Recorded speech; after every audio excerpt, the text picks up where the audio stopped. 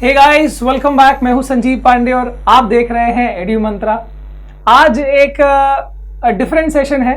हमारे साथ एक मेहमान जुड़े हैं और मैं थोड़ा सा डिफरेंट तरीके से इंट्रोड्यूस करना चाहूँगा। ये मेरे एक्चुअली सबसे पहले तो मेरे दोस्त हैं और दूसरे अब उसको सर मैं इंट्रोड्यूस करता हूँ वैसे कि मेरे लिए पर्सनली जो इम्पोर्टेंस अपने पर्सनल लाइफ में बैलेंस करने को लगता है ना, वो 3 F है। ठीक है, एक है फिटनेस, दूसरा है फैमिली और तीसरा होता है फाइनेंस। ठीक है, तो वो जो तीसरा पार्ट है ना, उसको बैलेंस करने में मेरे लिए जो सबसे इम्पोर्टेंट रोल प्ले किया है वो मेरे दोस्त CA अविनाश जैन सर हैं। ठीक है, thank you so much. Thank you sir, thank you so much. तो पहले तो मैं चाहूंगा सर आप पहले अपने बारे में थोड़ा बताइए, फिर we are getting into the topic. Hello everyone. मैं एक चीज़ से स्टार्ट करना चाहूँगा कि YouTube जो पर्टिकुलरली एक प्लेटफॉर्म रहा है हमारे सभी के लिए, लास्ट 1 साल से मेरा ऐसा मानना है कि लोगों का जो सर व्यूअरशिप है जी, YouTube as a platform sir काफ़ी बढ़ गया है। चाहे वो आप टेक्निकल वीडियोस ले या एंटरटेनमेंट ले, पहले भी था, पर लास्ट लॉकडाउन के बाद सिंस सभी लोग अपने फैमिली के साथ थे, YouTube को बहुत एक अच्छे प्लेटफॉर्म पे लोगों ने यूज़ किया है। बिल्कुल। मैं सर एक चीज़ से स्टार्ट करना चाहूँगा कि एड्यू मंत्रा जो ऐप है, जो आपने सर ये डेवलप किया है आपके स्टूडेंट्स के लिए, और मैं काफ़ी टाइम से सर इसको फॉलो कर रहा हूँ पर्सनली भी।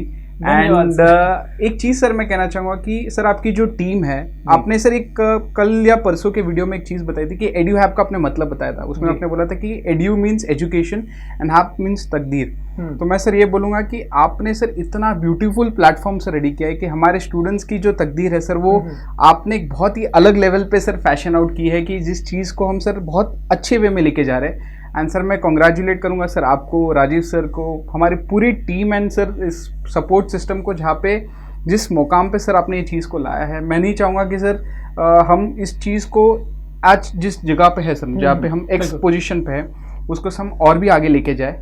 एंड उसमें अगर हम कोई भी इधर वे में अगर कंट्रीब्यूट कर पाए तो मेरे लिए सर ये प्रिविलेज होगा। तो first of all thank you sir, आपने मुझे इन्वाइट किया इस चीज़ के लिए। नहीं सर, मैं एक्चुअली बच्चों को बोलना चाहूँगा कि गाइज जितने भी यहाँ पर एड्यूमैन्स, जितने भी एड्यू बडीज है ना भाई, तुमको जो भी चीज़ प्रोवाइड हो रही है, होने वाली है, उसमें एड्यू मंत्रा को जो सबसे बड़ा सपोर्ट मिला है वो हमारे अविनाश सर की तरफ से मिला हुआ है। नहीं, मैं इसको जेन्युइन नोट पे ले जाऊंगा सर कि आज से अगर मैं बात करूं 1 साल पहले की भी, तो मैं ना चीज़ों को इतना अच्छे से प्लान नहीं कर पा रहा था हर चीज़ में।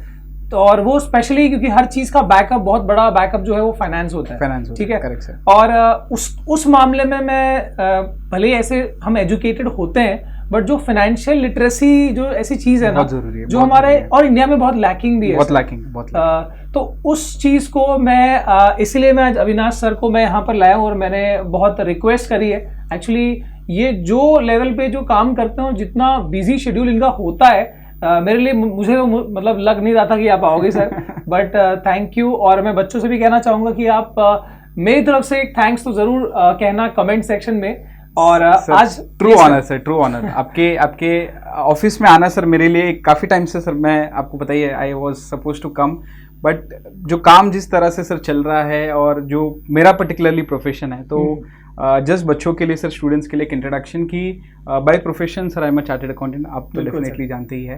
एंड मैं लास्ट 12-15 साल से सर प्रैक्टिस कर रहा हूँ, कल्याण में ही हमारा एक सेटअप है। एंड संजीव सर मेरे लिए बहुत ज़्यादा स्पेशल है, नॉट इन टर्म्स ऑफ मेरे वो क्लाइंट है या मेरे फ्रेंड है, बट हमारा वेवलेंथ स्टूडेंट्स जो कुछ टॉपिक्स पे जो मैच होता है वो अनमैचेबल मेरे हिसाब से तो हर टॉपिक में मैच होता है। और लगभग ऐसा कोई दिन नहीं जा रहा जब हम, मतलब जब से हमारा डिस्कशन नहीं हुआ, हमारा डिस्कशन होता है और मैं छोटी छोटी चीज़ों को लेकर डिस्कस करता हूँ। मैं इस मामले में बहुत ज़्यादा कॉन्शियस हूँ और मैं सीखना बहुत पसंद करता हूँ। और लकीली मेरे साथ में मुझे अविनाश सर जैसे CA मिले, जिन्होंने मुझे जिस तरीके से गाइड किया है ना, मैं आज कह रहा हूँ आपको कि 1 साल में जो लेवल की चीज़ें मैं सीख पाया हूँ just because of Avinash sir. और सर बोल रहे थे सर सपोर्ट, मतलब 100% सर ने सपोर्ट किया हुआ है गाइस। और हम जो कोर्स आपके लिए जिस प्राइसिंग में इंडिया में ये हम ले आ रहे हैं ना, ये करेक्ट पूरा का पूरा पॉसिबल हो पाया है सर की प्लानिंग की वजह से। मतलब होता है ना कि कोई भी चीज जो चल रही होती है, जो चित्र चल रहा होता है, उसके पीछे जो फेसेस होते हैं हमको दिख नहीं रहे होते, लेकिन वो एफर्ट्स बहुत ज्यादा होते हैं। तो अविनाश सर का बहुत ही प्राइम एफर्ट रहा है वहां पर। नहीं सर, वो जेन्युइन चीज मैं चाहूंगा कि बच्चे भी जाने। सही सर। अब हम इसको ये जो कॉमर्स बैकग्राउंड है या कॉमर्स का जो करियर है, इसके बारे में थोड़ा सा हम आपसे जानना चाहेंगे, क्योंकि ज़्यादा इंडिया में मतलब मैं खुद भी जब एज ए स्टूडेंट था और आपने भी देखा ही होगा कि 10th में जब हम होते हैं या उसके एग्जाम्स के दौरान, बोर्ड एग्जाम्स के दौरान मन में ये क्वेश्चन आने लगता है कि भाई इसके बाद हम क्या स्ट्रीम लेने वाले हैं। काफ़ी बच्चे पहले से डिसाइडेड होते हैं, प्री डिसाइडेड होते हैं, पर वो बहुत इन्फ्लुएंस्ड होता है और बहुत ज़्यादा मतलब जो पॉइंट है वो पॉइंट डायरेक्टेड होता है टुवर्ड्स साइंस के बैकग्राउंड के टुवर्ड्स। मतलब जहाँ पे आईआईटी, जहाँ पे मेडिकल, और सिर्फ साइंस नहीं, जैसे यूपीएससी का भी बहुत बड़ा क्रेज होता है। करेक्ट। तो एक बहुत ज्यादा और डायरेक्शन जो है वो साइंस की तरफ झुकाव होता है। करेक्ट। तो बहुत ज्यादा हाइप्ड मानता हूँ मैं इस चीज को, और ऐसे माना जाता है कि इसके अलावा कोई करियर ही नहीं है। तो सर मैं थोड़ा सा अभी ना कॉमर्स की तरफ क्या स्कोप्स बनते हैं या कितना उसका इम्पोर्टेंस है इस पूरे मार्केट में, वो चीज़ थोड़ा सा बताएंगे एज अ स्टूडेंट के पॉइंट ऑफ व्यू। सर मैं आपके फर्स्ट स्टेटमेंट से 100% एग्री करूंगा कि मेरी जब एजुकेशन चल रही थी तो पहला सर किसी भी पेरेंट या स्टूडेंट के दिमाग में रहता है कि नहीं बच्चा ब्राइट है तो या तो साइंस लेना है या he turn out to be a doctor या इंजीनियर। तो चीजें सेट होती थी कि आपके अगर 90+ मार्क्स आए तो आप बच्चा 100% डॉक्टर बनेगा। बट सर मैं चीज से काफी पहले भी मैं चीज से डिनाई कर रहा था, और प्रैक्टिकली जब आप और मैं जब बात भी करते हैं ऑफ रिकॉर्ड जब हम डिस्कस करते हैं, कॉमर्स जो सर एक ट्रेडिशनल थॉट प्रोसेस था सर सभी का, ओवर द ईयर सर बहुत सारे उसमें रेवोल्यूशनरी चेंजेस आए हैं। मतलब ऐसा सर समझा जाता था कि 90 से नीचे जो हमारे मार्क्स है तो वो हमें by default commerce as a जैसे हम बोलते हैं सर सप्लीमेंट्री, या सिंस हमें साइंस नहीं मिला तो हमें कॉमर्स लेना है, वैसा सर ट्रेडिशनल अप्रोच चेंज हो चुका है। बहुत सारे बच्चे irrespective of their marks in 10th standard they have opted for commerce because they have started realizing उनका importance कि कॉमर्स में जो आज मैं आपसे डिस्कस करूंगा कि सर ओवरऑल कितने डिफरेंट कोर्सेज है जी, और वो कोर्सेज में हम क्या एग्जैक्टली हम बच्चों को एक्सप्लेन कर पाएंगे उस बात पे, तो वो अपॉर्चुनिटीज हमें क्या क्या मिलेगी उस कोर्सेज से, उसके बारे में सर हम आज डिस्कस थोड़ा सा वो आइडिया ले ही लेते हैं। मतलब कि बेसिकली ऐसे थोड़ा सा ओवरऑल में कि क्या क्या ऐसी स्कोप्स हैं जो पहले से हैं और क्या क्या ऐसी स्कोप्स है जो नए अभी के जनरेशन के लिए अवेलेबल हैं, जो कॉमर्स के स्टूडेंट्स जब 11th-12th के बाद जब निकल के जा रहे हैं तो उनके लिए क्या क्या वेराइटीज और ऑप्शंस अवेलेबल है सर? सर अभी हमारे इंडिया में जो पॉपुलर कोर्सेज है जो वाइडली स्टूडेंट्स ऑप्ट कर रहे हैं ऑल ओवर इंडिया, वो है कॉमर्स में बेसिकली सर मैं अज्यूम करूंगा 10+2 12 के बाद जब हम करियर ओरिएंटेशन की टुवर्ड्स जा रहे हैं तो सबसे पहला हमारा कोर्स है चार्टर्ड अकाउंटेंट का कोर्स।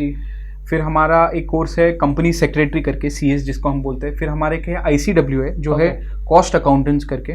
फिर आप MBA ऑप्ट कर सकते हैं सर जो मैनेजमेंट डिग्री से रिलेटेड। MBA तो मेरे ख्याल से आजकल कोई भी प्रोफेशन में से हो वहां से MBA हम ऑप्ट कर सकते हैं डिपेंडिंग अपॉन हमारे करियर में उसका कैसा हमें पोजिशनिंग करना है।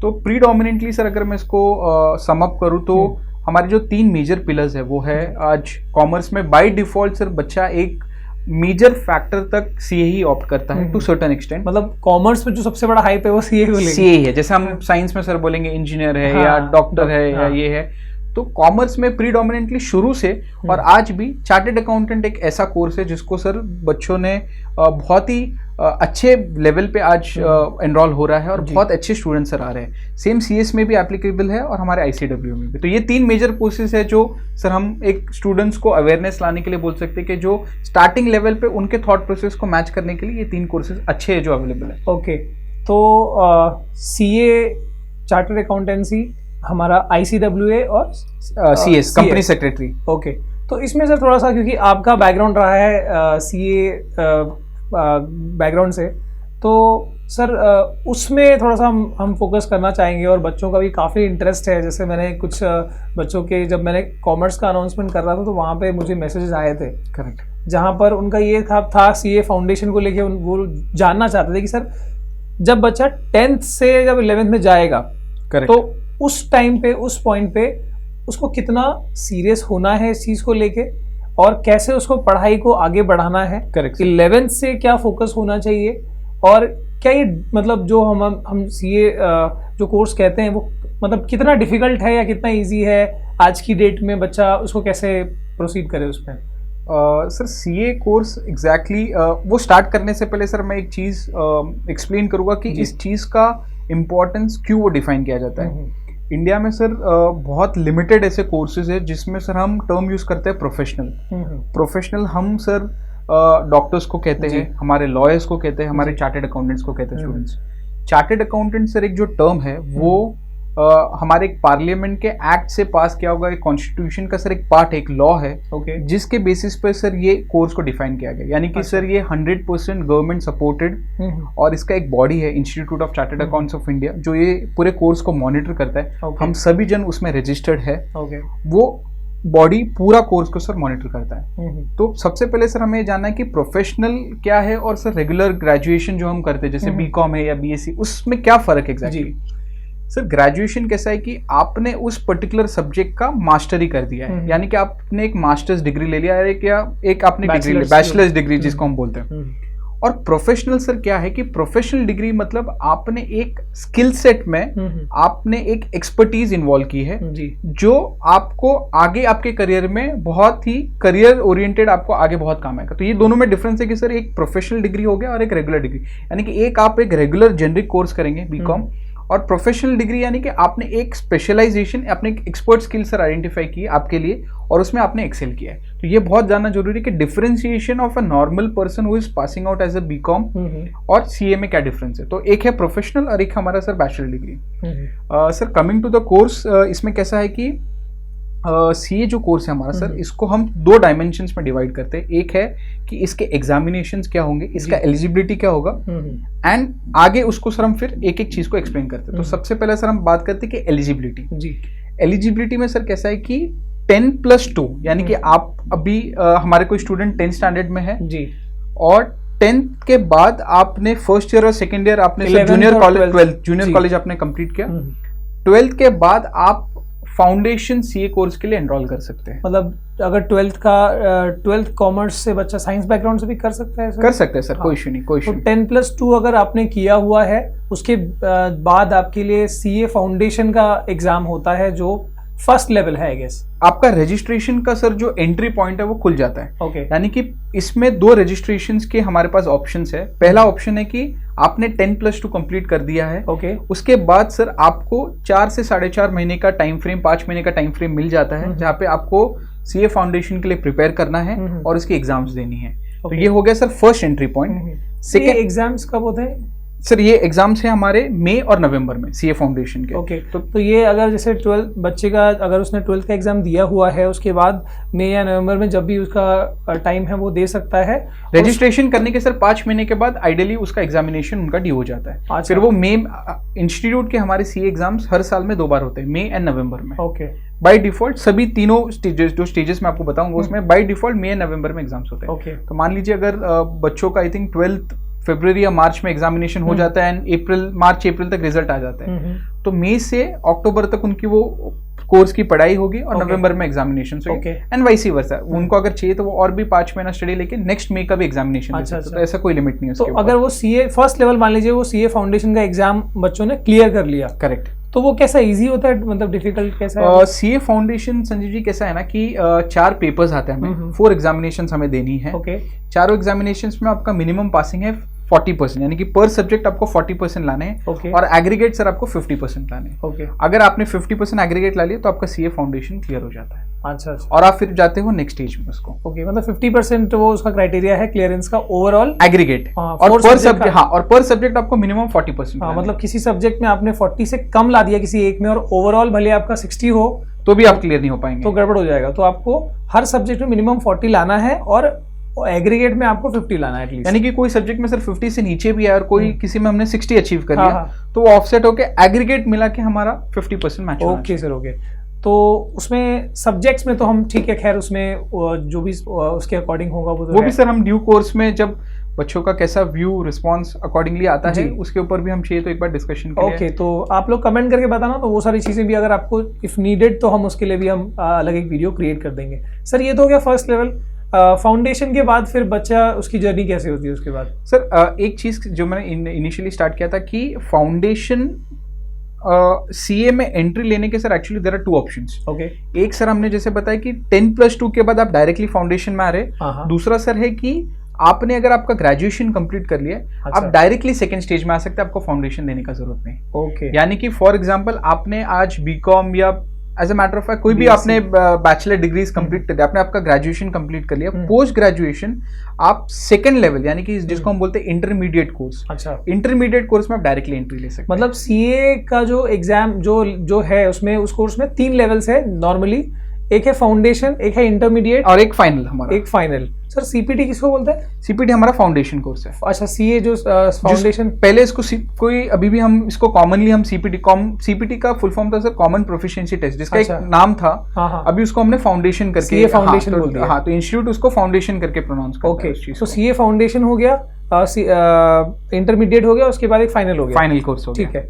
तो अगर बच्चा अगर ग्रेजुएट है, अगर वो ग्रेजुएशन उसने किया हुआ है, तो सीधे इंटरमीडिएट में एंट्री मार सकता है। यानी कि सर एक हमारे एजुकेशन के कोर्स में अगर किसी को लग रहा है लेटर स्टेज पे रियलाइजेशन हुआ है कि उसको इस कोर्स में ऑप्ट करना है, तो हमारा इंस्टीट्यूट सर उन स्टूडेंट्स के लिए भी अकोमोडेट करता है कि चलो ठीक है, आपने क्योंकि 10+2 प्लान नहीं किया, आप ग्रेजुएशन के बाद आप चाहते हो कि आप ये कोर्स को ऑप्ट करें, तो उनके लिए फाउंडेशन सर जो कोर्स है वो स्किप हो जाता है, डायरेक्टली वो इंटरमीडिएट कोर्स में आ जाता है। ठीक है, तो उनके वो वेव हो, तो उसमें कोई मिनिमम मार्क्स का कोई क्राइटेरिया है? इंटरमीडिएट में सर टोटल हमारे 8 पेपर्स है। 8 पेपर्स में सर हमको 40% हर एक पेपर में हमको अचीव करने हैं, और एग्रीगेट सर हमको 50 ये अचीव करना है। अच्छा, तो जैसे फाउंडेशन में 4 पेपर्स थे, यहाँ पर 8 पेपर्स है। दो ग्रुप में से डिवाइडेड है, एक ग्रुप में 4 पेपर है, दूसरे ग्रुप में 4 पेपर्स है। अच्छा। अलग अलग कॉम्बिनेशन से उसका मैं एक सिनॉप्सिस आपसे आज शेयर करूंगा कि क्या है एग्जैक्टली, एक जेनरिक व्यू, और उसी में हर पेपर में आपको बाय डिफॉल्ट 40 लाने, एग्रीगेट आपको 50% चाहिए। यानी कि फर्स्ट ग्रुप में भी आपको पर paper 40, group wise 50 aggregate, second group में भी सर वैसे आप तो टोटल 8 पेपर्स है। तो ये जानना बहुत मतलब जो जिनका एक्चुअली इंटरेस्ट बना है ना सर इसमें, मुझे लगता है कि वो कमेंट करके बताने मतलब पूछने वाले हैं इस चीज को लेके, और डिटेल वीडियो उनको चाहिए होगा। Definitely sir, definitely. हम यहाँ पर सर फाउंडेशन और इंटरमीडिएट के बीच में जो टाइम गैप है, वो कुछ ऐसा कुछ है क्या कि उसमें? सर नॉर्मली हमें कैसा है कि जैसे मैंने आपको बताया कि मैं एक एग्जांपल लेता हूँ एक स्टूडेंट का जिसने फरवरी मार्च में सर हमारे 10+2 का अपीयरेंस दिया है, उनका रिजल्ट आया है, 12th का रिजल्ट आया है मार्च अप्रैल में जी। वो नवंबर के लिए अपीयर करने के लिए तैयारी करेगा, तो पहले सर वो जाके एनरोलमेंट लेगा, रजिस्ट्रेशन लेगा, आगे जाके फिर वो स्टूडेंट नवंबर में उनका एग्जामिनेशन, मान लीजिए नवंबर में एग्जाम दिया और क्लियर हो गए सर हमारे। उसके बाद सर हमें एनरोल करना रहता है इंटरमीडिएट के लिए। इंटरमीडिएट के लिए नॉर्मली सर गैप हम रखते हैं 1 साल 1.5 साल के अराउंड, जिसमें ये इसका स्टडीज का तैयारी होता है सर। ओके। 1.5 ईयर जिसको हम बोलते हैं। उस दौरान सर बच्चे अगर स्टूडेंट्स एसोसिएटेड है, कोई अच्छे प्रोफेशनल कोचिंग है हमारे साथ एसोसिएटेड है, तो उस दौरान उनका स्टडी का जो पूरा फ्रेमवर्क है 8 सब्जेक्ट का तैयारी होता है, और वो सेम फिर मई और नवंबर में जाके उसका एग्जामिनेशन देते हैं। अच्छा। इसमें सर कैसा है कि सबसे पहला इंपॉर्टेंट है, मैं अभी ये टॉपिक को एक साइड में लेके जाके सर एक नया डायमेंशन ऐड करता हूँ कि सीए कोर्स में सबसे इंपॉर्टेंट पार्ट हो जाता है आपका प्रैक्टिकल ट्रेनिंग। राइट, मैं उसी पॉइंट पे आने वाला था कि हम इसको सर टर्म यूज करते हैं आर्टिकलशिप। आर्टिकलशिप एक प्रैक्टिकल ट्रेनिंग ऐसी चीज है कि सर हर एक चार्टर्ड अकाउंटेंट को बाय डिफॉल्ट उसके कोर्स में लेनी रहती है। इंटर्नशिप भी बोलते हैं इसको, इंटर्नशिप आप बोलिए, प्रैक्टिकल ट्रेनिंग बोलिए, आप आर्टिकलशिप बोलिए। इसका सिग्निफिकेंस सर आज की तारीख में कैसा है कि हमारा जो कोर्स है उसमें हमारा इंस्टीट्यूट चाहता है कि जब एक स्टूडेंट फुली ट्रेन हो जाए to become a chartered accountant, उसको इतने स्किल सेट्स ऑफर किए जाए practical and theory, so that जब वो रियल एनवायरनमेंट में जब वो परफॉर्म करे इन टर्म्स ऑफ, चाहे वो खुद की सेटअप खोले या जॉब करे या कोई भी स्टेज ऑफ लाइफ में काम करे as a chartered accountant, he और she needs to have a proper skill set जिसका एक डिफाइन किया गया ये पूरे जर्नी में। तो उसका बहुत ही इंपॉर्टेंट कंपोनेंट है सर आर्टिकलशिप। वो आर्टिकलशिप का सर एनरोलमेंट लेना बहुत ज्यादा जरूरी है। बट प्रैक्टिकल ट्रेनिंग लेने के लिए सर इंस्टीट्यूट ने एक हमारे इसमें एक क्लॉज में ऐसा ऐड किया है कि वो आप कब ले सकते हैं, जब आपने इंटरमीडिएट का एक मिनिमम एक ग्रुप क्लियर किया हो। Okay. अच्छा, ये बहुत इंपॉर्टेंट हाँ. है, स्टूडेंट्स के ध्यान में सर ये आता होगा कि एक ग्रुप भी क्लियर कर सकते हैं। जैसे हमने देखा सर फाउंडेशन में 8 सब्जेक्ट्स हैं तो 4-4 का एक एक ग्रुप है। दोनों ग्रुप को हम डाइसेक्ट भी कर सकते हैं। अच्छा। जैसे फाउंडेशन में हमने देखा, फाउंडेशन में सर ऐसा कोई हमारे लिए रिलीफ नहीं, चारों पेपर्स आपको मैंडेटरीली अटेम्प्ट करने हैं, चारों पेपर्स में आपको 40% लाना है और 50% एग्रीगेट लाना है। जी। इंटरमीडिएट में सर कैसा है, दो ग्रुप को अलग रखा है, 4 और 4। आपको इंटरमीडिएट करने के लिए दोनों ग्रुप्स क्लियर करने पड़ेंगे, but due to any circumstances student एक ग्रुप क्लियर करता है और एक ग्रुप नहीं क्लियर कर पाता। ओके। तो उस सिनारियो में सर कैसा है कि जो ग्रुप उसने क्लियर कर दिया, जिसमें 40 और 50 का क्राइटेरिया मैच हो गया, वो ग्रुप उसे वापस देने की जरूरत नहीं। ओके। यानी सिर्फ सेकंड ग्रुप ही उसे वापस देना है। ठीक है। इसमें आर्टिकलशिप में एनरोलमेंट करने के लिए आपको मिनिमम इंटरमीडिएट का एक ग्रुप क्लियर होना चाहिए। आपने अगर दोनों ग्रुप एक साथ क्लियर कर दिया, वेल एंड गुड। नहीं भी आपने किया, आपने एक ही ग्रुप क्लियर किया, तो आप इमीडिएटली आर्टिकलशिप के लिए एनरोल कर सकते हैं। ये कितने टाइम का मिनिमम होना चाहिए आर्टिकलशिप सर? 3 इयर्स का सर। 3 इयर्स। 3 इयर्स का आपका ट्रेनिंग स्टार्ट होगा जब से आपने एक ग्रुप क्लियर किया रहेगा आपका। ओके। स्टूडेंट्स के ऊपर है, अगर वो चाहते हैं दोनों ग्रुप क्लियर करने के बाद आर्टिकलशिप ट्रेनिंग करना, वैसा भी कर सकते हैं, उसमें कोई कंपल्शन नहीं है। और बोथ द ग्रुप्स आपने क्लियर कर दिया तो बाय डिफॉल्ट आपको ट्रेनिंग लेनी ही पड़ेगी। ओके। तो मैं थोड़ा इसको ऐसा समझ रहा हूँ कि 12th के बाद अगर मान लीजिए बच्चे ने उसी साल नवंबर में अगर फाउंडेशन क्लियर कर लिया, करेक्ट सर, तो उसके 1.5 ईयर के प्रिपरेशन में जो भी स्पैन है, उसके बाद वो इंटरमीडिएट के लिए एग्जामिनेशन के लिए अपेयर करेगा। हाँ, उसके 2 ग्रुप्स होते हैं उसके अंदर 4 सब्जेक्ट के। अगर sir. एक भी कर लिया तो वो इंटर्नशिप के लिए वो एलिजिबल हो जाता है। अगर मान लीजिए दोनों कर लिया है तो भी मतलब इंटर्नशिप 3 साल का करना ही है। सर। तभी कंपल्सरीली बाय डिफॉल्ट वो that student has to enrol for articleship या इंटर्नशिप या ट्रेनिंग के लिए। ठीक है। इसमें कैसा है कि बहुत स्टूडेंट्स क्या करते हैं कि उनको कॉन्फिडेंस है कि वो सेकंड ग्रुप क्लियर हो जाएंगे, तो वो क्या करते हैं कि फर्स्ट ग्रुप होने के बाद भी वो स्टार्ट कर सकते हैं। तो पैरेलली आपकी ट्रेनिंग के साथ आपकी दूसरी ग्रुप जो पेंडिंग है उसकी भी आप पढ़ाई शुरू कर सकते हो। तो ठीक है, मतलब ये हो गया। और 3 साल की जब वो वाला स्पैन जब हो जाएगा, मतलब फाउंडेशन हो गया, इंटरमीडिएट हो गया है, उसके बाद वो 3 साल का जो टेन्योर है, हाँ, वो कंप्लीट होने के बाद फिर जो फाइनल CA फाइनल वाला जो एग्जाम्स है, उसमें सर उसका क्या ये? सर आर्टिकलशिप में कैसा है कि सबसे पहला तो 2 साल जब आपके कंप्लीट हो जाते हैं, आप 3rd year of the final जो आपका ईयर है आर्टिकलशिप का, उसमें आप फाइनल के लिए रजिस्ट्रेशन स्टार्ट कर सकते हैं। यानी कि आप एनरोल हो सकते हैं, आप एलिजिबल हो जाएंगे। तो पहले सर इसको प्री डिफाइन करते हैं हमारे एग्जाम्पल को कि नवंबर में फाउंडेशन देने के बाद सर आगे 1-1.5 साल के प्रिपरेशन के बाद उन्होंने इंटरमीडिएट कोर्स के लिए किया। अज्यूमिंगली स्टूडेंट ने सर दोनों ग्रुप्स क्लियर कर लिया जी मई के एग्जामिनेशन में, तो उससे फिर उनका इंटर्नशिप स्टार्ट हो जाएगा 3 साल का। ओके। तो आर्टिकलशिप या ट्रेनिंग के 2 साल कंप्लीट होने के बाद वो फाइनल के लिए एलिजिबल हो जाते हैं रजिस्ट्रेशन करने के लिए। 3 साल की जो ट्रेनिंग है उसका अगर 2 साल कंप्लीट हो गया, उसके बाद आप रजिस्टर कर सकते हो for the final examinations. Correct. और वो आप मतलब उसका 3rd ईयर आपका होने के बाद आप वो एग्जाम भी दे सकते हो। करेक्ट। एंड वंस दैट, उसमें सर सब्जेक्ट्स या कुछ ऐसा है? उसमें भी सर 8 पेपर्स है हमारे फाइनल में, 4-4 का 2 ग्रुप सेट डिवाइडेड है। Same logic, same principle, 40% individual subject में आपको लाने हैं और 50% सर आपको एग्रीगेट में लाने हैं। ठीक है। तो अगर वो चीज़ हो गई तो मतलब फाइनली बच्चा जो है वो चार्टर्ड अकाउंट बन 100% सर, 100%। सर इसका जो डिफिकल्टी का बारे में मैंने सुना था जब मैं एज अ स्टूडेंट मैं देखता था कि पता नहीं उस वक्त या अभी का, मैं अभी थोड़ा रिजल्ट थोड़े ज़्यादा आई गेस आ रहे हैं, बट उस टाइम पे CA बनना और उसके लिए पढ़ाई करना, मतलब बच्चा एक कमरे में बंद होके और उसमें वो अकेले पूरा दिन बिताना, और वैसे वो मतलब बेसिकली ऐसा होता था। मेरे कुछ फ्रेंड्स थे जिनके पेरेंट्स ने उनके लिए अलग घर ले रखा था जहाँ पे वो जाके पढ़ाई करते थे, और वो मतलब बहुत डिफिकल्ट एग्जामिनेशन। संजय जी कैसा है कि मेरे एक्सपीरियंस और मेरे नॉलेज के हिसाब से chartered accountant course by default आज इंडिया का नहीं, ग्लोबल लेवल पे भी one of the toughest course है। मैं ये चीज बोल के स्टूडेंट्स को स्केयर नहीं करना चाहूंगा, बिकॉज जो बच्चे सोच रहे लेने के लिए कि सर ने ये क्या बोल दिया, सर ये कैसा ना, ये एक इतना यूनिक कोर्स है कि मेरा ऐसा मानना है कि ये कोर्स के लिए, जैसे मैंने आपको बताया, विद ड्यू रिस्पेक्ट हमारे साइंस स्ट्रीम के जितने भी बच्चे हैं, they are doing excellently nice, and उनके जो भी करियर्स होंगे, एक प्रीडोमिनेंटली सर हमारे दिमाग में ऐसा चीज बाय डिफॉल्ट आता है कि 95 के ऊपर है तो 95 के ऊपर वाले बच्चे ही मेडिकल या इंजीनियरिंग के लिए अप्लाई कर सकते हैं। ये कॉमर्स और चार्टर्ड अकाउंटेंट ना सर, मैं मेरे जो स्कोर्स है मैं वो डेफिनेटली रिवील करूंगा सर कि हम जानना चाहेंगे इस चीज को। ऐसा चीज है ना सर कि इसमें दो चीज जो आप एक स्टूडेंट को सीए बनने के दौरान सर आप एक ऑब्जर्व करेंगे ना, वो है pure passion, hard work and patience.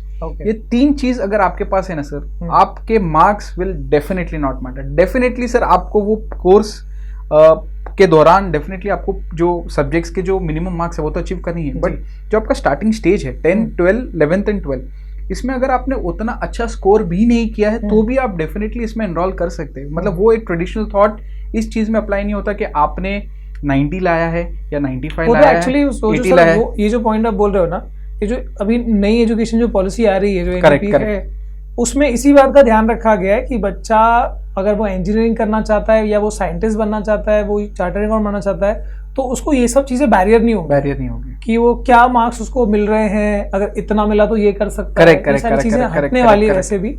तो सर ये वो पॉइंट तो आप मतलब सर मैं इस चीज से स्टार्ट करूंगा कि मुझे मेरे बोर्ड एग्जामिनेशन में 73 मार्क्स आए थे। वो टाइम पे 73 भी सर बहुत ज्यादा, मतलब मैं आज के बच्चों को बोलना चाहूंगा, मुझे 78.66 थे, ठीक है, पर सर मैं तो वैसे 9th में मैंने बताया भी है कि मैं बहुत गधा बच्चा था, मतलब पढ़ाई में बिल्कुल इंटरेस्ट उतना नहीं था, मैथ साइंस कर लेता था मैं, तो उस टाइम का 75 प्लस लाना और 70 प्लस लाना मैं बोलता हूँ बहुत चैलेंज होता था। मतलब आज 85 आई गेस, उस टाइम पे 70 प्लस लाना और आज 85 प्लस लाना बराबर है सर। तो continuing to the topic sir कि वो मार्क्स, मतलब मैं सर स्टूडेंट्स को ये अवेयर करना चाहूँगा कि जब आप सीए के लिए ऑप्ट कर रहे हैं तो ऐसा कोई ऑब्लिगेशन नहीं है दिमाग में कि क्योंकि आपने अच्छा स्कोर किया है। मेरे बहुत सारे फ्रेंड्स हैं, मेरे कलीग्स हैं जिनके स्कोर 90 प्लस है।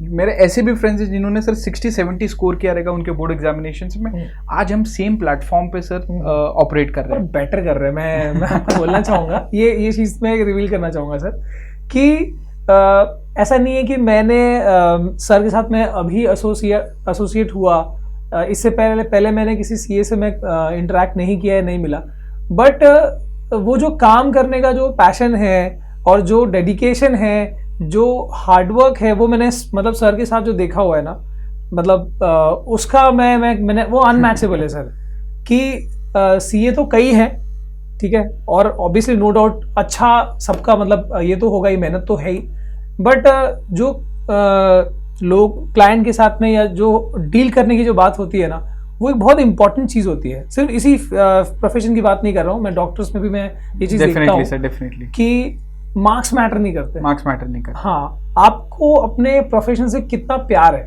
पैशन सर, आपको आपके सब्जेक्ट, आपके कोर्स के टुवर्ड्स। देखिए स्टूडेंट्स, बहुत इंपॉर्टेंट है कि हमारा कोई भी subject sir, as a matter of fact, आप साइंस भी ले रहे हैं, कॉमर्स ले रहे हैं, आप कोई भी स्ट्रीम ऑप्ट कर रहे हैं, आपका उस सब्जेक्ट के टुवर्ड्स लाइकिंग जब तक नहीं है, आप उस चीज में जस्टिस नहीं दे पाएंगे। तो ये कोर्स में पर्टिकुलरली पैशन क्यों इंपॉर्टेंट है, बिकॉज सर ये 4.5-5 साल का जो जर्नी है जी, वो इतना टफ है और इतना चैलेंजिंग है कि उसको एंजॉय करने स्टूडेंट को आना चाहिए, वो पेशेंस के साथ सर। अगर ये कुछ हमने स्टेजेस को सर इवॉल्व करके हमने इसको पार कर लिया, तो एट द एंड आपको जो डिग्री जो अलॉट होने वाली है, वो उस चीज की जो फीलिंग है सर, वो फिर आप जब 5 साल पुराना जब देखेंगे आपके स्ट्रगल को, आपके लाइफ के जो हार्ड वर्क को, वो डेफिनेटली सर आपको उसका रिजल्ट और आपको वो वर्थ फील होगा। बिल्कुल। और ये एक और पॉइंट है जो मैं सर बोलना चाहूंगा जनरली, कि हमको ये कहा जाता है ना, मतलब कि पढ़ ले बेटा, जब हम 8-9 में हैं कि भाई पढ़ ले, ये बहुत, जैसे 10th तो अच्छे से कर लिया ना तो उसके बाद तेरी लाइफ सेट है। ये मिथ वाली चीज है, तो हम वो कर लेते हैं। उसके बाद 10th से निकलते तो बोलते हैं कि भाई देख 11th-12th ये तेरे लाइफ का टर्निंग पॉइंट है। यहाँ एक्चुअली है भी, पर वो बोलते हैं ना कि इसके बाद तेरी लाइफ सेट है, उसके बाद तू मेहनत कर या ना कर कोई फर्क नहीं पड़ता, तू कॉलेज में एडमिशन ले, तेरा काम हो जाना है। 12th हो जाता है, बच्चा वहाँ एडमिशन लेता है, वहाँ पता लगता है कि जिंदगी का जो असली घिसाई है वो तो वहाँ से शुरू हो रही है। तो और मतलब बोलने का मतलब ये है कि आप अगर कोई भी चीज़ करके पढ़ लिख के अगर निकल भी रहे हो, किसी प्रोफेशन में जा रहे हो, तो इसका ये मतलब नहीं कि आपकी लाइफ की स्ट्रगल्स खत्म हो जाती है, ऐसा नहीं है।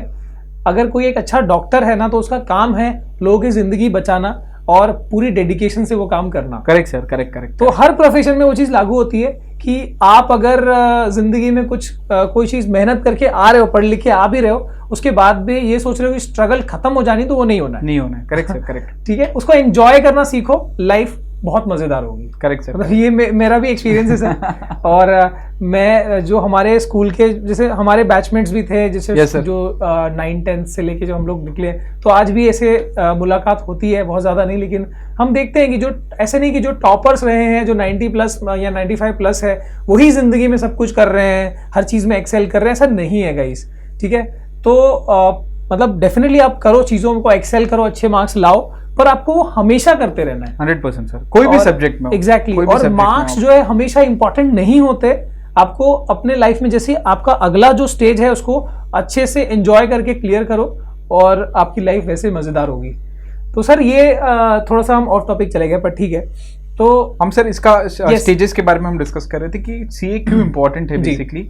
सर मैं इसको 3 वे में इसको सर मैं इम्पोर्टेंस को क्लासिफाई करूंगा कि आज एक chartered accountant, sir chartered accountant एक ऐसी एक बॉडी है या ऐसा एक सर एक सेटअप है या ऐसा एक प्रोफेशनल ग्रुप है जिसको सर कहा जाता है फाइनेंशियल डॉक्टर्स। यानी कि आज हमारे इकोनॉमिक जो इंडिया का जो पूरा जो डिफाइन किया जाता है चीज़ें, उसमें बहुत सारे एस्पेक्ट सर जो है जिसमें हमारा रोल बहुत ज़्यादा लेवल पे इन्वॉल्व है। एक ये इसको मैं जेनरिक वे में सर इसको मैं प्रेजेंट करता हूँ। दूसरा मतलब मैं अपनी बात बता रहा हूँ सर, सॉरी टू इंटरप्ट, कि मैं पर्सनली भी मेरे लिए मतलब 2 डॉक्टर्स बहुत ज़रूरी है। मतलब मैं हमेशा जिनके साथ मैं मिलना पसंद करता हूँ। एक वो जो हमारे मतलब बोलते हैं ना फैमिली की हेल्थ के बारे में डिस्कस कर रहे हैं, और दूसरा जो मेरे फाइनेंस के बारे में डिस्कस करें। इनके साथ मैं हमेशा जुड़े रहना चाहता हूँ भाई, मैं नहीं चाहता इनमें गड़बड़ हो।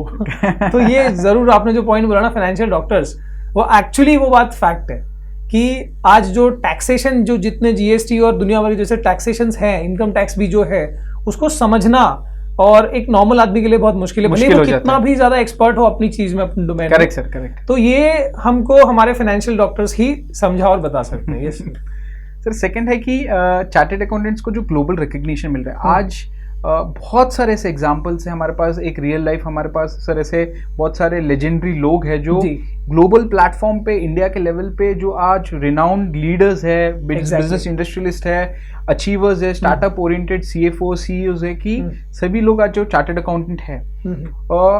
इस डिग्री से सर मुझे एक चीज़ क्या लगता है कि जो बच्चों को आज एक एक्स लेवल पे अपने इंडिया को रिप्रेजेंट करना है या अपने कंपनी को रिप्रेजेंट करना है या अपने सेटअप को रिप्रेजेंट या अपने आइडिया को रिप्रेजेंट करना है, एक ग्लोबल रिकग्निशन प्लेटफॉर्म पे अगर आपको कुछ एंट्री पॉइंट पे डिग्री का रिक्वायरमेंट है तो आई वुड 100% से दैट कि सीए एक बहुत अच्छा प्लेटफॉर्म है आप वो चीज़ को अचीव करने के लिए। एग्जैक्टली। बिकॉज अगर आप आपके स्टार्टअप आइडिया को with the same skill set, अगर आप एक चार्टर्ड अकाउंटेंट हो, आप अगर उसको एक नेक्स्ट लेवल पे लेके जा रहे हो तो बहुत इंपॉर्टेंट है कि आपके पास डिग्री स्किल सेट बहुत अच्छा होना चाहिए। एंड सीए ऐसा एक डिग्री है सर जो इसमें 100% आपको अचीव करने के लिए ट्राई करता है। एग्जैक्टली। थर्ड सर, सीए एक ऐसा कोर्स है जिसमें आपका जो नेटवर्क है, लोगों का नेटवर्क है, आप जिनसे बात करते हो, जैसे आपने बताया कि आप आपके मेडिकल डॉक्टर्स और आपके फाइनेंशियल डॉक्टर्स से मिलना आपको अच्छा लगता है, वैसे ही सर सीए एक ऐसा कोर्स है जिसमें आपके कम्युनिकेशन स्किल्स और आप जिन से सर मिलते हो उसमें जिससे आपका नेटवर्क बढ़े, वो चीज़ का सर बहुत ज़्यादा इंपॉर्टेंस आपको दिखेगा जब आप एक क्वालिफाइड चार्टर्ड अकाउंटेंट रहेंगे। बिकॉज आप एवरी डे नए लोगों से मिलते हो, नए स्किल सेट से बात करते हो, नए नए अलग अलग प्रॉब्लम सिचुएशंस, प्रैक्टिकल थियोरीज, जितनी भी लाइफ के इश्यूज इस टॉपिक से रिलेटेड है वो आपको एक्सपीरियंस करने मिलती है। तो it is very important that कि सर हम ये चीज़ को समझे। फिर मैं सर एक स्टूडेंट्स को ये भी अपील करना चाहूँगा कि कोर्स के लिए ऑप्ट करना बहुत इजी है सर। एक वो एस्पेक्ट देखे तो कि चलो ठीक है सर ने बता दिया, संजीव सर ने प्रमोट कर दिया, बहुत बहुत बहुत तो बहुत अच्छा दिख रहा है। बट मेरा सर ये अपील रहेगा कि उस कोर्स में जाने से पहले हर स्टूडेंट्स को अपनी कैपेबिलिटीज और अपना पेशेंस लेवल, इंटरेस्ट पहले चेक करना है कि बिकॉज ये कोर्स इतना चैलेंजिंग है, डेफिनेटली आपको रिवॉर्ड स्टूडेंट्स मिलने ही वाले हैं और मिलेंगे जिस तरह से रिजल्ट्स हमारे आ रहे हैं सर। एक टाइम पे ये कोर्स के रिजल्ट जैसे आपने बताया 6-7% आते थे ऑल इंडिया लेवल पे, यानी कि आज 100 बच्चों में से 7 बच्चे ही सर क्लियर हो रहे थे, या एक एग्जाम्पल के तौर पे। वो रिजल्ट का जो परसेंटेज है अभी कुछ सालों में सर थोड़ा इम्प्रोवाइज हुआ है, और वो डिपेंड करता है कि उस साल सब्जेक्ट्स क्या आए सर, क्या डेवलपमेंट्स हुए। एंड सबसे best part sir CA course में क्या है कि आपके जो सब्जेक्ट्स है उसके जो टॉपिक्स है वो कांस्टेंट जो इकोनॉमिकल डेवलपमेंट्स और टैक्सेशन बाहर की दुनिया में हो रहे हैं ग्लोबल लेवल पे, इंडियन प्लेटफॉर्म पे, उसका सिनॉप्सिस आपको लाइव सीखने मिलता है आपके करियर में। यानी कि जो बच्चों का ये एक थॉट प्रोसेस रहता है कि सर ये टॉपिक्स तो ओल्ड है, इसका तो आज की तारीख में कोई रिलेवेंस है, सीए में सर वैसा नहीं।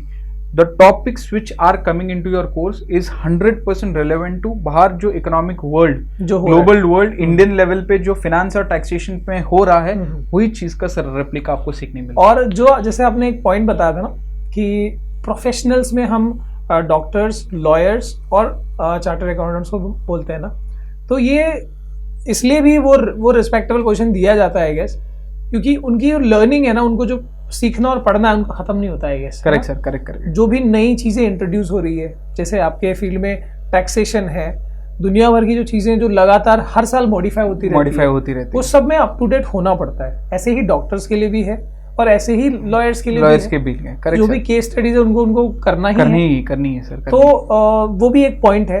तो सर थोड़ा सा इसको अगेन वो डायरेक्शन में ले जाते हैं कि अगर जैसे हमारे बच्चे हैं अभी 10th का एग्जाम देके, स्पेशली वो बच्चे जो 11th में जाएंगे, करेक्ट, अगर मान लीजिए कि वो कॉमर्स में एंट्री मार रहे हैं 11th में, तो काफी बच्चे ऐसे होते हैं जो बहुत कम, मतलब 11th है तो उतना ध्यान नहीं दिया जाता। करेक्ट।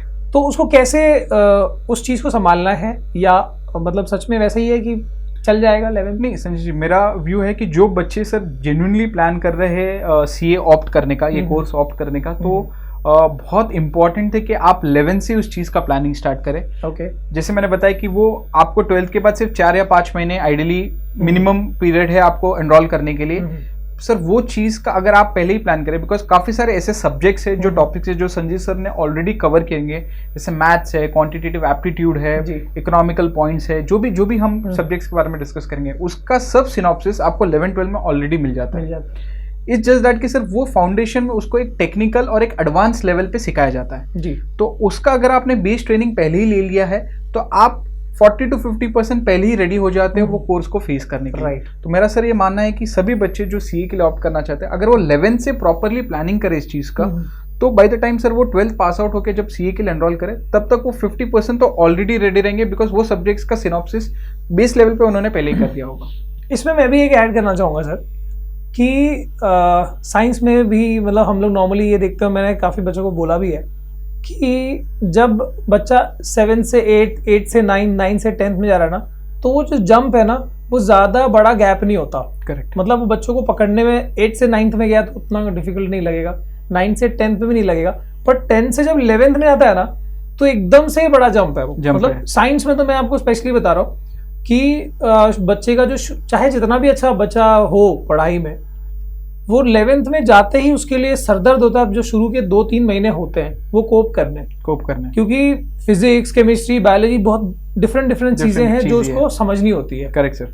तो वो ब्रिज को फिल करना बहुत इंपॉर्टेंट होता है और इसके लिए 11th बहुत जरूरी होता है, ये हम साइंस में कहते हैं। Correct sir. अब कॉमर्स के लिए भी जो मुझे जैसे आपने बताया ना, तो थोड़ा चीजें समझ आ रही है कि कॉमर्स की चीजें तो हमने 10th तक बहुत ज्यादा पढ़ी भी नहीं है। करेक्ट। बहुत सारी चीजें अनटच्ड है, अकाउंटेंसी है, बिजनेस स्टडीज है, इकोनॉमिक्स है। इकोनॉमिक्स में थोड़ा सा होगा, लेकिन वो बहुत बेस लेवल का है। तो आपके लिए 11th 12th इतना इंपॉर्टेंट होता है, specially 11th is a bridge. Correct sir. है ना, वो अगर आपने ढंग से नहीं अगर उसको कवर किया, तो वो आपको फिर आगे के लिए बहुत मुश्किल हो जाने वाला है। तो ये एक बहुत इंपॉर्टेंट चीज है जो बच्चे 11th में मतलब उनको नहीं पता होता है, अवेयरनेस नहीं होती। और थोड़ा सा वही सब्जेक्ट आपको फाउंडेशन में एक एडवांस लेवल पे आपको सर पिच किए जाएंगे। राइट। तो हमने जैसे आपने करेक्टली कोट किया कि सर वो ब्रिज अगर हमने बेस लेवल हमारा इतना मजबूत और स्ट्रॉन्ग कर दिया है, तो फाउंडेशन के टाइम पे सर उतना हमारे लिए थोड़ा इजी हो जाता है उस चीज को असेस करने के लिए। बहुत सारे बच्चे क्या करते हैं कि 12th के बाद सर इसको सीरियसली लेना स्टार्ट करते हैं, बिकॉज कोर्स ही ऐसा डिजाइन किया कि 12th के बाद आपको ऑप्ट करना है। तो आपके पास जब तक वो कोर्स के बारे में आपके आइडिया नहीं है, आप उस चीज का प्रिपरेशन पहले से स्टार्ट नहीं करते। एक बेसिक मेंटल, मतलब वो लोग वही करते हैं कि मतलब 12th के बाद रिगरस पढ़ाई शुरू करेंगे। करेक्ट वो 6-4 महीने में। लेकिन आप वही चीज अगर 11th से करते हैं तो आपको फिर वो उसके बाद एकदम स्मूथली कर सकते हो। करेक्ट। मेरे ध्यान में सर ऐसा है ना कि जो फाउंडेशन के जो टॉपिक्स है वो काफी एक्सटेंट तक सर आपके 11th एंड 12th में कवर हो जाता है at a base level. Okay. तो अगर आप एक student sincerely sir 11th and 12th में उसको प्योर जस्टिस दे पाया, तो 50-60% तो सर वो वैसे रेडी है फाउंडेशन में जाने की। मतलब वो पहले से कंसिस्टेंट है अगर, और नॉर्मल भी रहा है, तब भी वो 60% रेडी है वो सीए फाउंडेशन की एंट्री के लिए। तो गाइज ये चीज़ थोड़ा ध्यान रखनी है आपको। और आज का जो डिस्कशन ये रहा है, ये बहुत ज़्यादा हमने सीए फोकस्ड रखा है, क्योंकि हमारे साथ एक चार्टर्ड अकाउंटेंट है बहुत ज़बरदस्त, तो इसके लिए हमने थोड़ा सा उसको कॉन्सेंट्रेट रखा। बट इसके अलावा भी कॉमर्स में बहुत सारे स्कोप्स हैं जो हमने शुरुआत में थोड़ा सा बेसिक हमने बताया आपको, और भी बहुत सारी चीज़ें हैं जो डायनामिक, जो लगातार इमर्ज होती जा रही हैं। Yes sir. तो मैं ये चाहूँगा कि आपका जो भी सवाल है आप नीचे कमेंट सेक्शन में हमसे मतलब पूछना है आपको, तो आप पूछ सकते हो। और जो लोग भी प्लान कर रहे हैं कॉमर्स बैकग्राउंड में एंट्री मारने की from after this 10th class, तो आप लोग डेफिनेटली अपने सवाल जो भी आपके मन में क्वेरीज होगी वो पूछ सकते हो। और हाँ, सर तो हमारे साथ है ही, तो आपको इसका सारा जवाब जो है वो हम कोशिश करेंगे देने की। Sure sir. और सर थैंक यू, आप अपना इतना कीमती समय निकाल के अपने मतलब संडे को भी सर फ्री वैसे होते नहीं है, बट आज हमने इनको पकड़ लिया है। और बच्चों के लिए सर ने मना भी नहीं किया इस चीज़ के लिए, ठीक है सर। एक चीज़ और, जैसे अभी हमने हमारा जो नया ऐप लॉन्च किया है वहाँ पर मतलब मैंने बच्चों से ये भी कमिट किया हुआ है कि नॉर्मली हम लोग साइंस के लिए अब तक हम करते आए हैं, बट कॉमर्स बैकग्राउंड के बच्चे भी लगातार उनकी चाहत थी और उनके लिए कुछ किया नहीं जा रहा था। तो बेसिकली हमने सोचा है कि भाई इस ऑनलाइन प्लेटफॉर्म पे हम उस चीज़ को अवेलेबल करके लाएं।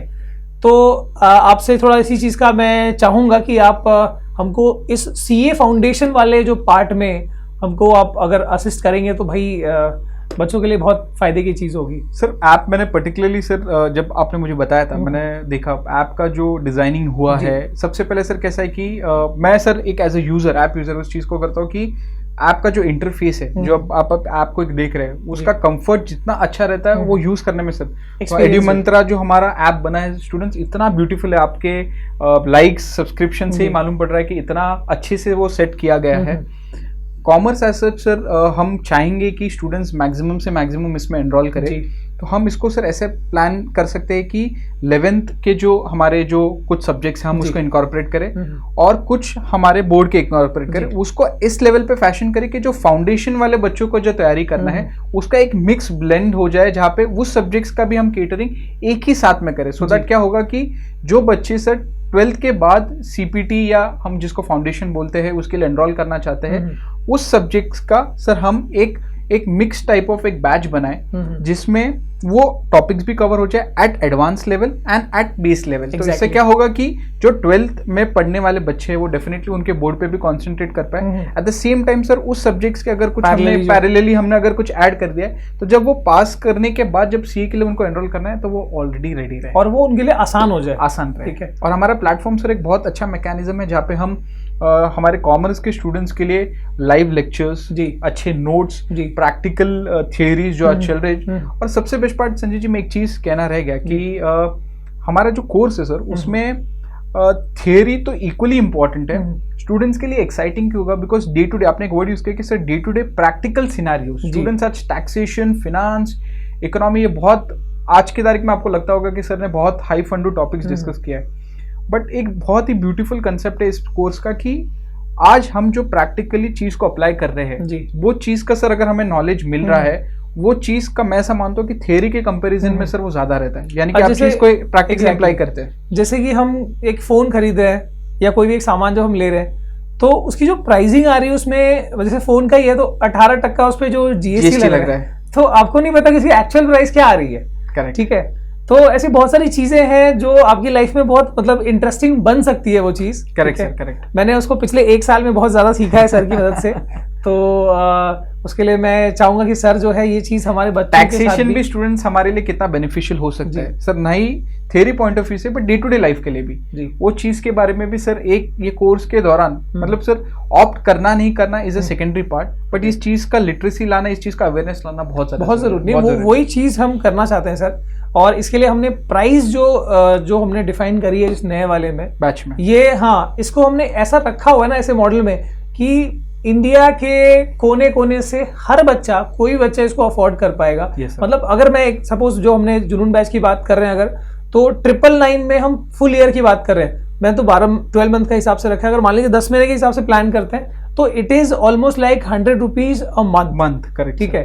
एक महीने में आपको 100 रुपए में आपको इतनी सारी चीजें जो मिलेंगी ना, that will be amazing for you guys. मतलब आपके लिए वो जबरदस्त एक्सपीरियंस होने वाला है और सबके लिए सुपर अफोर्डेबल होगा। आप स्कूल जा रहे हो या फिर जैसा भी सिचुएशन अभी पैंडेमिक में है, आपको 100% यहाँ से सपोर्ट मिलने वाला है। ठीक है सर, मैं एक चीज़ और मैं यहाँ पर बच्चों को कन्वे कर देता हूँ कि जो हमारे साथ 11th-12th में जो बेसिक अकाउंटेंसी और बिजनेस स्टडीज इकोनॉमिक्स के लिए जो फैकल्टीज जुड़ने वाले हैं, उनके साथ भी मैं एक सेशन करने का मैं अभी जस्ट मेरे मन में आया, तो मैं बच्चों से डेफिनेटली ये चीज़ कहना चाहूँगा। अगर आप चाहते हो कि भाई जो टीचर्स हमारे साथ 11th में जो आपको ट्रेन करने वाले हैं, वो टीचर्स के साथ एक इंटरव्यू अगर प्लान करके अगर आप चाहते हो तो मुझे बताना, मैं डेफिनेटली वो चीज़ भी करूँगा मैं।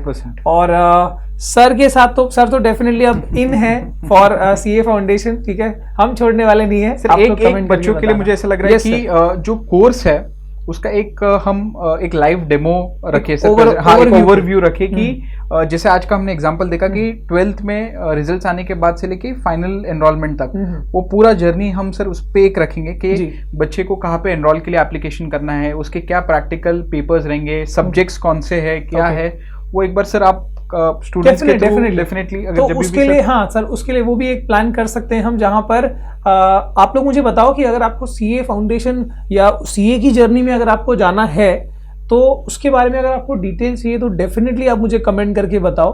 अगर आपका अगर रिक्वेस्ट होगा तो हम इसके ऊपर हम वीडियो जल्दी से करेंगे। और ऐप के अंदर डेफिनेटली वो तो ऐप के अंदर तो हम करेंगे डेफिनेटली 100%, बट अगर अभी अगर रिक्वायरमेंट है तो हम उस चीज़ को लेके आएंगे। और क्या होने वाला है इस जर्नी में when you are passing out from class 10 और 11th-12th से लेके फाउंडेशन तक का जो पूरा जर्नी है, इसमें हम कैसे ले जाएंगे, ये चीज़ आपको जल्द ही उसके बारे में हम बता देंगे। ठीक है, so yes sir, thank you for joining. काफ़ी अच्छा लगा आपके साथ बात करके। बहुत सारी चीज़ें मैं तो सीखते ही रहता हूँ और मेरे बच्चों को भी सीखने को मिली है। और अब हमको सर इस जर्नी को ले जाना है और एक अच्छे मुकाम तक जितने बच्चे हमारे साथ जुड़ेंगे 100% हमको उस पॉइंट तक ले जाना है। और डेफिनेटली बहुत ही इंटरेस्टिंग जर्नी होगी सर। सर कुछ एंड में पॉइंट अगर sir, thank you first of all and thank you all the students. मैं ऐप डेफिनेटली मेरा पॉइंट ऑफ कंसेप्ट है नहीं मैथ्स एंड साइंस, मैं बहुत ज़्यादा वीक था स्टूडेंट्स। मैं संजीव सर का वीडियो या राजीव सर का वीडियो थियोरी या वो कंसेप्ट के लिए नहीं देखता हूँ, मैं ये देखता हूँ कि आप सबका जो प्यार, आप सबका जो सपोर्ट है इतना ज़्यादा है and it's so good to see that positive vibes जो आप सर के लिए और पूरी टीम के लिए देते हो। Thank you so much for that. आपके कमेंट्स और आपके व्यूज़ के बेसिस पे ही हमें वो मोटिवेशन मिलता है एंड मैं सर वो वीडियो देख के मोटिवेटेड फील करता हूँ। So thank you so much, हमारे लिए बड़प्पन है sir. Thank you so much students, thank you so much for making this happen and let's pray and let's be together so that ये जो सर का vision है, जो सर ने ये जुनून बैच या जो भी सर के जो आइडिया सर ने प्रेजेंट किए 21-22 के लिए, हम उसको डेफिनेटली इफेक्टिव लाएंगे और इसको नेक्स्ट लेवल डिमांड है, बहुत डिमांड है। मैं बता रहा हूँ अभी 9 से 10th के बच्चों के लिए वो कोर्स लॉन्च हुआ है जी सर, पर जो 10 से 11 में जाने वाले ना उनका एक्साइटमेंट नेक्स्ट लेवल है। हाँ, तो वो कमेंट में भी दिखता है। तो यस गाइस, उसको भी हम पूरा करेंगे, कोई चिंता की बात नहीं है। आपका एग्जाम जब मई में हो रहा है ना, तो जून में वो डेफिनेटली आपकी जो चीज़ें हैं ना वो सब शुरू हो जाएंगी। ओके, और वो जर्नी की पूरा जो प्लानिंग है वो सब भी आपके साथ शेयर किया जाएगा। Thank you guys, thank you so much, thank you. See you again next time, मिलते हैं अगली वीडियो में। और आप कमेंट करके अपने सारे सवाल पूछिए। Bye bye, thank you.